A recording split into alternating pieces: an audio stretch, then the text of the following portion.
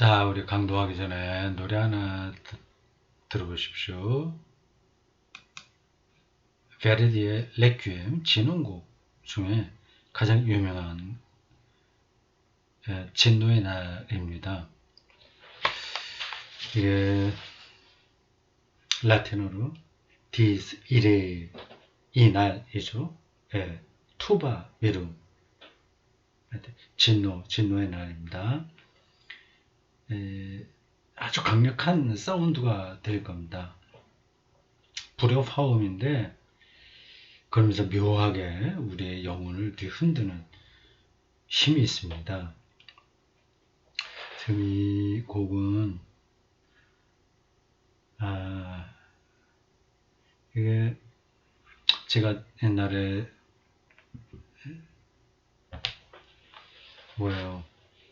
DVD 이걸로 들었던 거는 베르디의 레퀴엠을 그 누구예요? 다른 그 유명한 몇 년 전에 돌아가시는 그분이 지휘한 건데 요거는 그게 아닙니다. 영국 무슨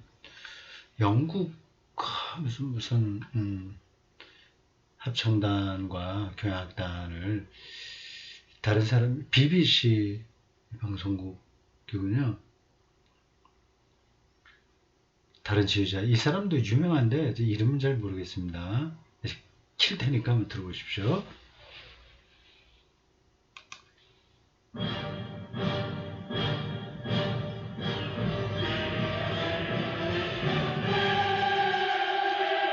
이겁니다.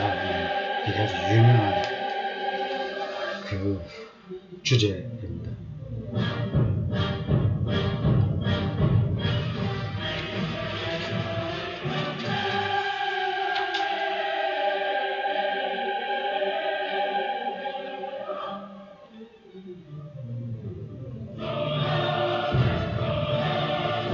모든 세상이 먼지가 되리라. 잿더미가 된다. 영어로 자막이 나오네요.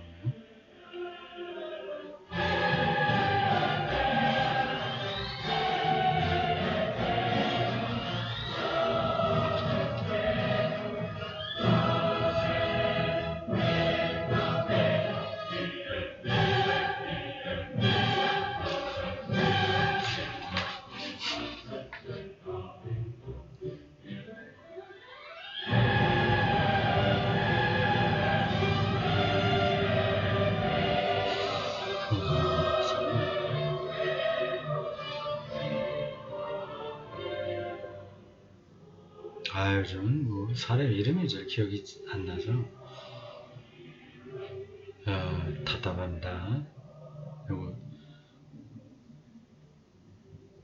지휘한 사람 이름 기억이 안 나요. 제 머릿속에 다 진노의 날처럼 먼지가 되어버리는 것 같습니다. 잿더미가 되는 거죠. 형체가 없이 다 모든 게 흐릿한 영상으로 남는 것 같습니다.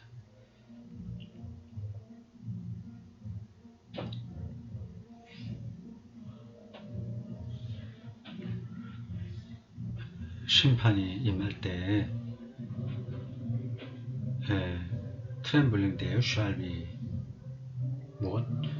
떤다는 얘기인가? 떨게 된다. 하우스텐 별도 이제 떨어진다는 거죠.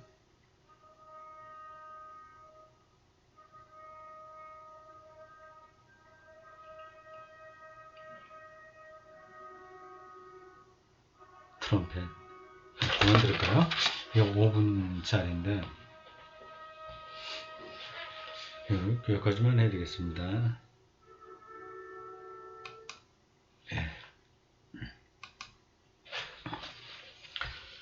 26강 186쪽입니다.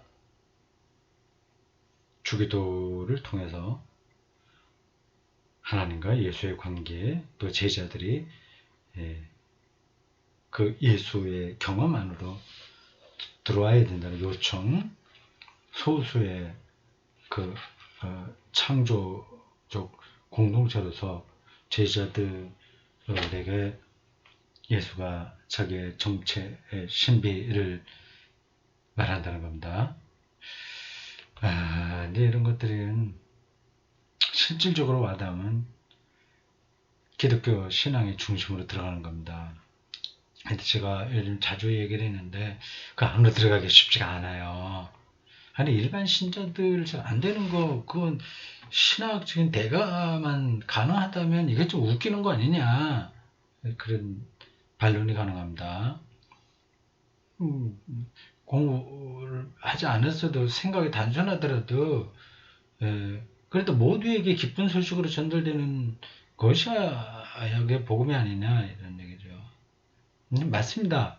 그게 이제 오히려 이제 배운 사람들이 글로 들어가지 못하죠. 지금 뭐 공부를 많이 했냐 적게 했냐 이게 아니라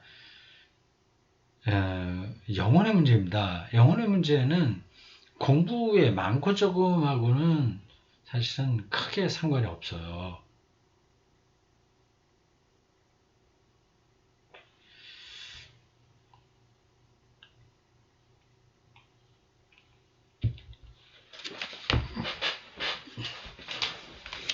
자, 보겠습니다.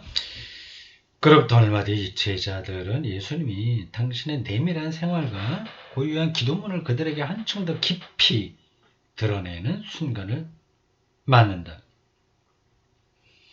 스승은 당신이 방문할 고을들의 제자들을 먼저 파견했다. 그러자 제자들이 돌아와 자신들의 성공에 매우 기뻐하며 예수에게 이렇게 전했다.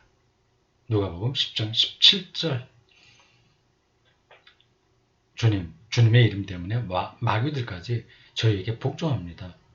이는 조금 순진한 기쁨으로 그들의 스승이 호숫가 고을에서 설교하실 때 호된 실패를 겪었던 것과 대조적이다. 예수는 그들의 말을 듣고 이렇게 말씀하신다. 나는 사탄이 번갯불처럼 하늘에서 떨어지는 것을 보았습니다. 보시오. 내가 여러분에게 뱀과 전갈을 짓밟고 원수의 모든 힘을 억누르는 권한을 주었습니다.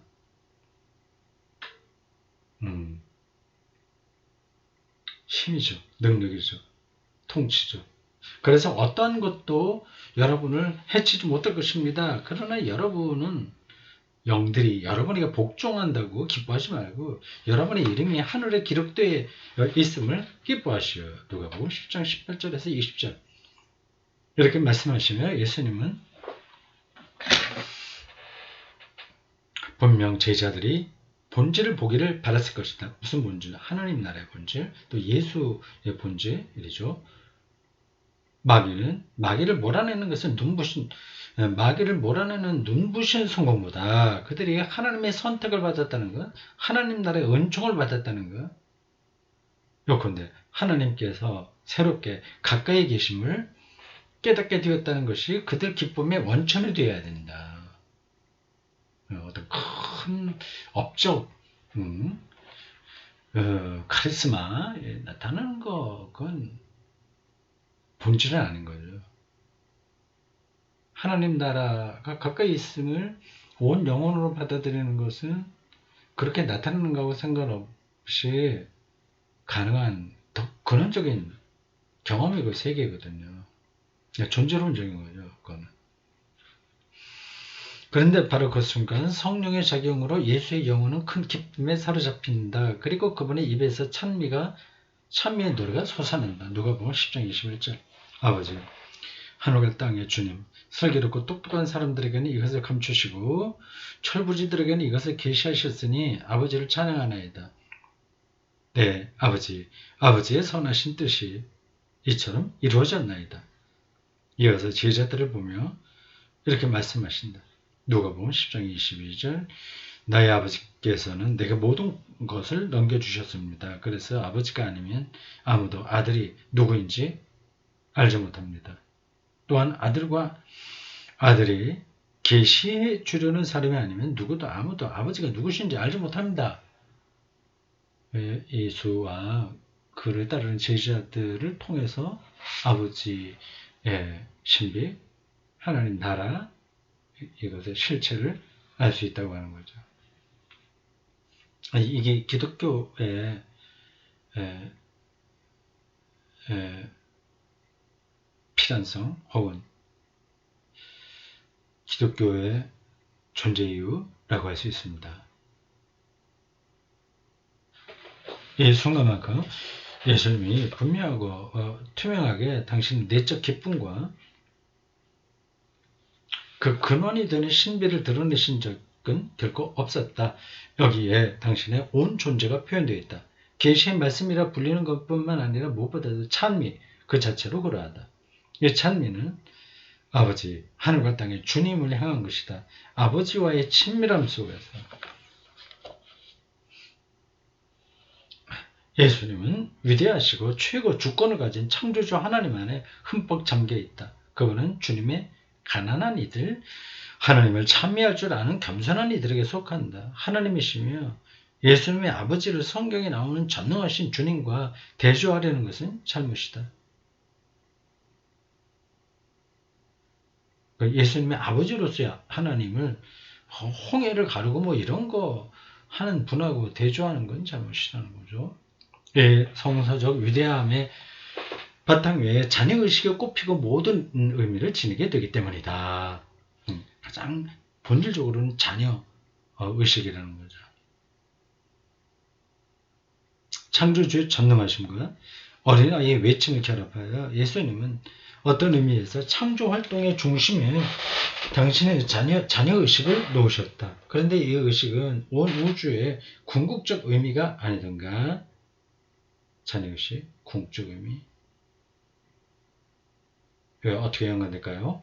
그것은 하늘과 땅의 주님이 세상을 창조하실 때 염두에 두셨던 것이 아닐까? 하늘과 땅이 필요했던 것은 바로 이러한 자녀의식, 아들됨, 딸됨 의식, 하나님에 대한 전적인 신뢰가 가능한 그 영적 세계, 그죠?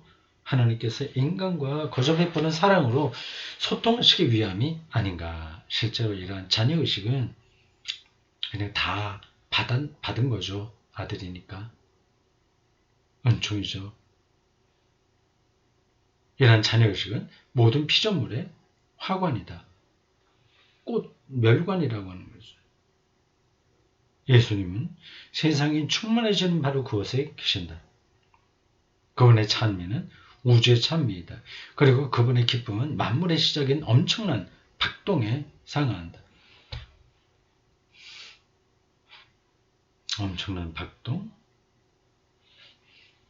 빅뱅, 우주에서 펼쳐지는 모든 어마어마한 힘의 작용, 그런 것까지 염두에 두고 표현한 것 같습니다.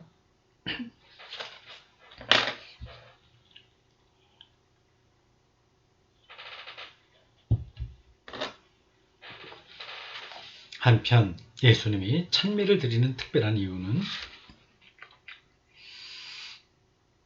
창조주 하나님의 위대함과 최고 주권 때문이 아니라 아버지께서 철부지들을 특별히 더 좋아하시기 때문이다. 이스라엘 안에서 다른 이들은 하나님의 위엄을 노래했다. 예수님의 감사를 드린 이유는 그것이 아니다. 하나님의 위엄을 노래하는 것도 필요한 거죠. 그걸 부정하는 건 아닙니다. 거기에 머물지 않는다는 겁니다. 예수님은 아버지께서 철부지들에게는 이것을 계시하셨으니 찬미를 드린다. 철부지라는 표현이 바로 이것이 예수에게는 경이로움의 대상이었다. 그런데 이것은 무엇인가? 그 철부지들은 또 누구인가? 어린아이죠. 전적인 신뢰심을 갖고 사는 사람들이죠. 세상의 작동 원리에 떨어지지 않은 사람들이죠. 삶의 실제를 하나님 안에서 찾는 사람들이죠. 이것은 하나님 나라의 비밀이다. 하나님 나라는 하나님의 다스림은 즉 감춰진 방식으로 뜻하지 않게 온다. 하늘과 땅의 주님이 나자렛의 보잘것없는 목소를 통해 사람들에게 가까이 오셨다. 인류 안에 가까이 오신 말로 표현할 길 없는 하나님의 친근함은 일상 어디서나 느낄 수 있다. 하나님의 친근함. 그런 사람들이 행복하겠죠.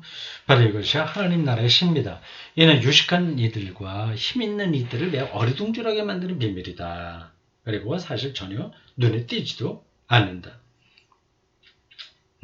그게 이제 기득권자들은 화가 나는 거죠. 그런데 예수님 안에서 모든 기대를 벗어나 버릇것없는 겉모습을 통해 하나님은 당신 백성에게 그 어느 때보다도 더 가까이 다가오신다. 바로 이것이 안다고 하는 그 지식인들과 능수능란한 이들, 자기 자신과 그들의 학식을 과신하는 이들에게는 멀리 벗어나 있다.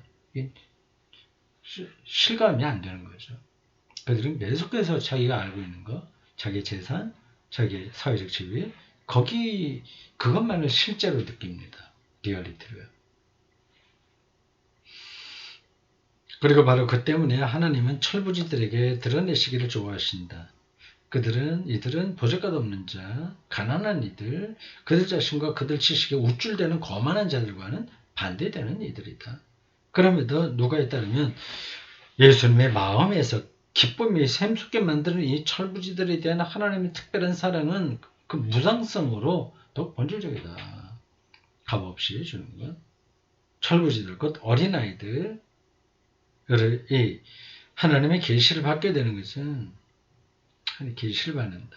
하나님의 사랑과 자비를 받는다는 뜻입니다. 그걸 그 세계 안으로 뛰어 들어간다는 거예요. 그들의 도덕적 종교적 경향 때문이 아닐 것이다. 세련된 종교성, 우아한 어떤 도덕성가 아니고요. 그들의 선택을 받은 것은 그저 그들의 무지하기 때문이고 이 선택은 완전히 무상으로 주어지는 하나님 선물을 놀랍도록 확연하게 드러낸다.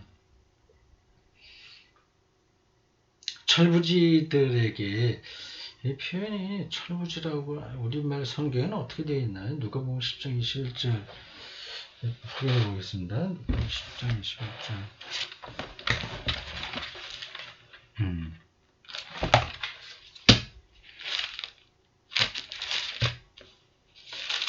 10장 20 또 택배 맞다가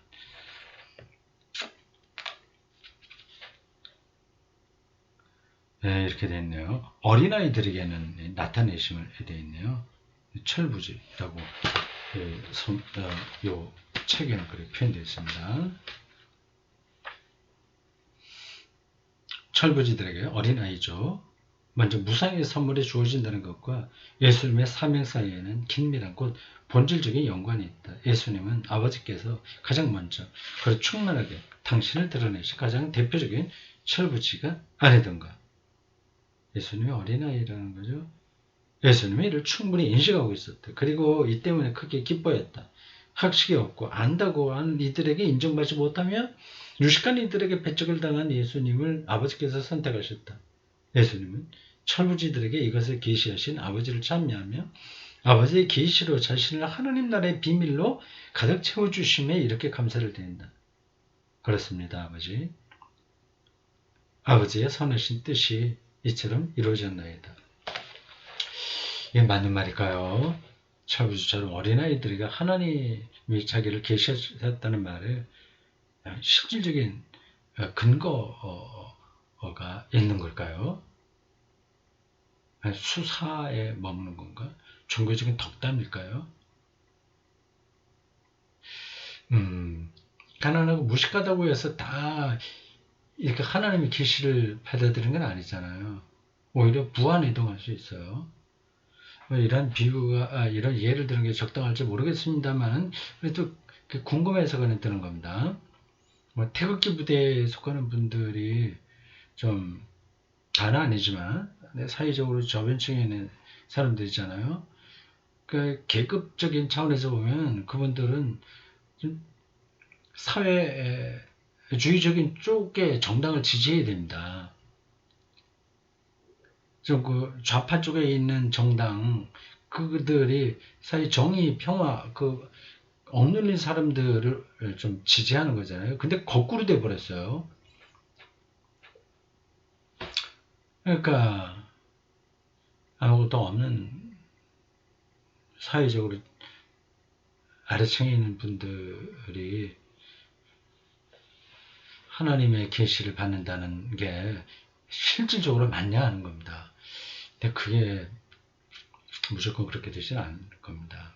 요건 또 조금 다른 쪽으로 생각을 해야 되는데, 여기서 이제 골치 아프니까 그만두겠습니다. 이어서 예수님은 제자들을 보시며 말씀하신다. 얘기할 거리 있긴 있는데 그냥 적어두겠습니다. 나의 아버지께서는 내게 모든 것을 넘겨주셨습니다. 이렇게 계시의 말씀은 시작된다. 공간복음서를 보면 예수님이 당신 자신과 아버지와의 관계를 이렇게 드러내놓고 표현하신 적은 결코 없다. 예수님은 관계의 투명성 속에서 아버지와 얼굴을 마주하고 있음을 명백히 알고 있었다. 이런 문장들은 좀 이렇게 확 손에 안 닿을 거예요. 설명이 필요한데 시간이 무한정 흐르니까 지나가겠습니다. 아버지와 얼굴을 마주한다고 하는 게 도대체 뭐야? 그런 거 일일이 설명하기 힘들죠. 있습니다. 이걸 시적으로 읽으셔야 돼요. 아버지께서는 예수님과 완전한 소통을 이루고 계셨다. 아버지께서는 내게 모든 권한을 넘겨주셨습니다. 라는 그런 표현도 있고요. 그래서 모든 것이라고 하는 건 예수님이 앞으로 선포할 사명을 지닌 그 큰 사랑의 계획이며 아울러 자신이 누군지를 곧 하나님의 아들임을 뜻하는 말이기다. 따라서 예수님은 아버지만이 지니신 인식을 통해 아버지께서 자신을 알고 계심을 깨달은 것이다. 완전히 이 예수의 영성은 다른 차원에 있습니다. 마찬가지로 예수는 하나님의 아들만이 가진 직관적인 인식을 통해서 아버지를 알고 있었다. 아버지 외에는 아들이 누군지 아무도 알지 못한다. 또 아들 외에는, 그리고 그가 아버지를 드러내 보여주려는 사람들, 그 제자들 외에는 아버지께서 누구이신지 아무도 알지 못한다.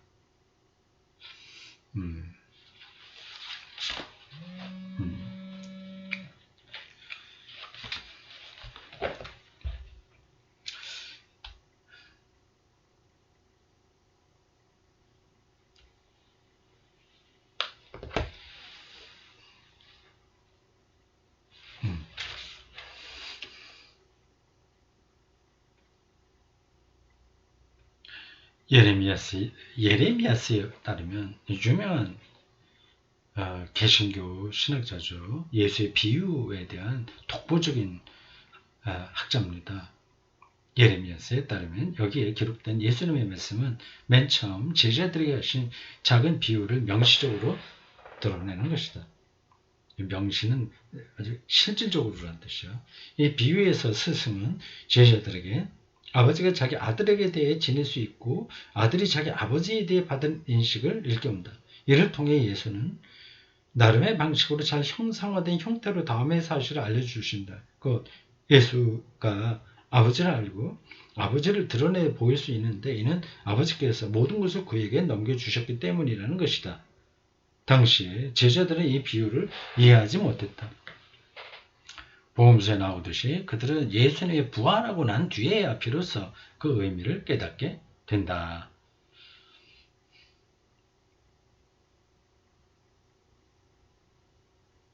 성경 안에는 하나님께 가까이 다가가고 하나님께서 친밀하게 받아주신 사람들의 이해가 적지 않다.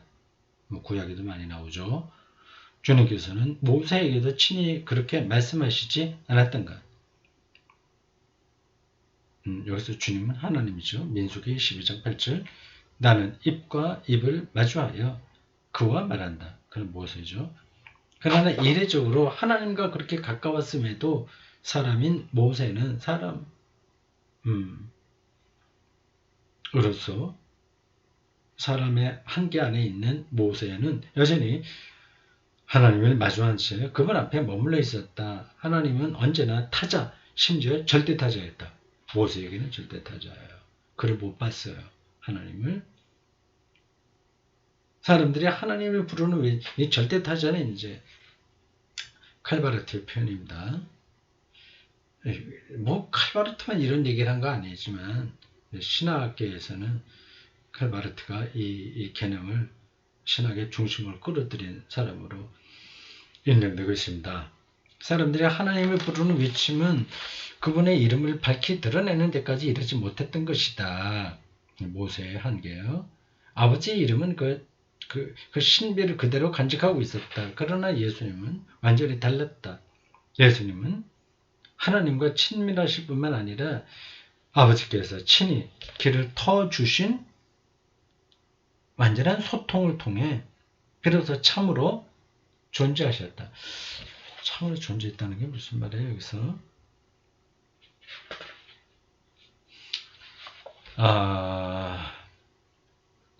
좀 더 읽어보죠. 이 소통은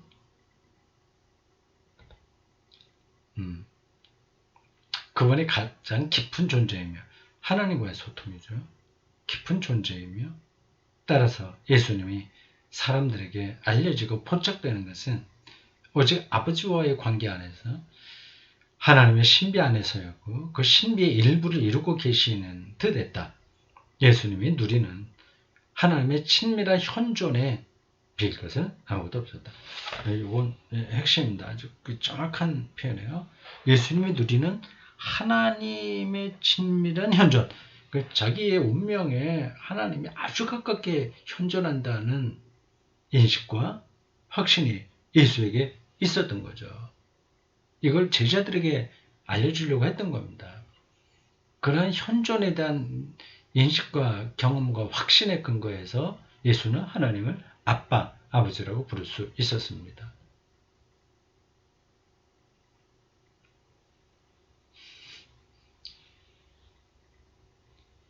인간적으로도 어떤 사람에게 사랑을 받는다, 사랑한다, 그러게 되면 존재 자체가 달라지잖아요. 의심하지 않죠. 전적인 신뢰가 가능하지 않습니까? 비슷한 거죠. 비슷한 건 아니지. 사람 사이의 관계하고 예수님이 하나님과의 관계에서 얻는 거하고 질적으로 다르긴 한데 그냥 비유적으로 설명하자면 이제 그렇다는 겁니다. 예수님은 이 유일무이하고 비할 데 없는 친밀함을 드러내고 나누는 사명과 힘이 당신에게 있음을 인식했다. 그래서 기쁨에 넘쳐 제자들을 향해 돌아보며 이렇게 말씀하셨다. 여러분이 보는 것을 보는 눈은 복되도다. 예수를 본 거죠. 사실 여러분에게 이르거니와 많은 예언자들과 임금들이 여러분이 보는 것을 보려고 했으나 보지 못하였고 여러분이 듣는 것을 들으려고 했으나 듣지 못하였습니다. 누가복음 10장 23절에서 24절. 그렇다면 제자들은 과연 무엇을 보았던가? 그들은 무엇을 들었던가? 분명 감각적으로는 아무것도 보지도 듣지도 못했다. 하나님 이야기를 어떻게 감각적으로 듣고 보겠어요? 한 사람을 보았을 뿐이다. 그 예수죠. 힘도 없고 가진 것도 없으며 지식도 없는 사람, 결혼도 하지 않고 혼자 외롭게 살았던 사람, 그러나 하나님을 두고 자기 아버지라고 말하는 사람, 자신의 온 존재로 무한한 사랑과 자비를 드러내는 현존 감각을 지닌 사람, 그걸 본 거죠. 현존 감각은 여기서 현존하는 감각을 지닌 사람이라는 겁니다. 그러니까 먹고 마시고 제자들하고 같이 길을 가고 하나님은 그런 방식으로 있지는 않죠. 마태복음에 따르면 그 순간 제자들을 향한 예수님의 부르심에는 모든 것을 아우르는 사랑과 자애가 담겨 있다. 예수님은 그들에게 이렇게 말씀하셨다. 마태복음 11장 28절에서 30절입니다. 고생하고 무거운 짐을 진 여러분은 모두 내게로 오시오. 그러면 내가 여러분을 쉬게 하겠습니다. 나는 마음이 온유하고 겸손하니 여러분은 내 멍에를 메고 나에게서 배우시오. 그러면 여러분의 영혼이 안식을 얻을 것입니다. 사실 내 멍에는 편하고 내 짐은 가볍습니다. 제자들을 향한 스승의 이러한 부르심은 이스라엘 현자들의 방식이었다. 게다가 예수님은 현자 벤시라가 지혜의 학교로 들어오라고 그의 독자들에게 권유하며 했던 교훈을 거의 글자 그대로 말씀하신다. 그런가요? 집회 서라는 유대 문헌이 있습니다. 51장 23절 그리고 26에서 27절 참조 있네요. 그거를 예수님이 배우셨겠죠. 바로 이 지혜를 통해 예수님 또한 당신의 사람들을 입문시키고자 하셨다. 이는 예수님이 그 비밀을 알고 계신 지혜이며 아버지에 대한 감미로운 지식이기도 한 지혜다. 이 지혜는 단순히 이론적 지식이 아니며 사람을 짓누르는 모든 것에서 자유롭게 해주는 지혜다. 모든 것으로부터 자유롭게 해주는 지혜. 자녀가 되는 거죠. 수고하고 무거운 짐을 진 여러분은 모두 내게로 오시오. 그러면 내가 여러분을 쉬게 하겠습니다. 아버지에 대한 지혜 속에 인간 해방의 비밀이 들어있다. 네, 그렇죠. 자녀가 되는 거니까.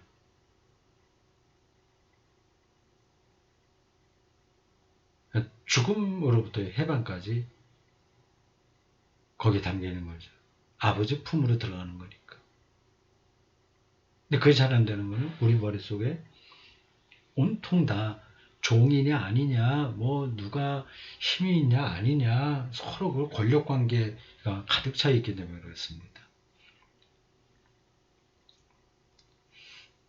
사람은 하느님 자녀라는 인식을 서서히 하게 되면서 참된 자유에 눈을 뜨게 된다.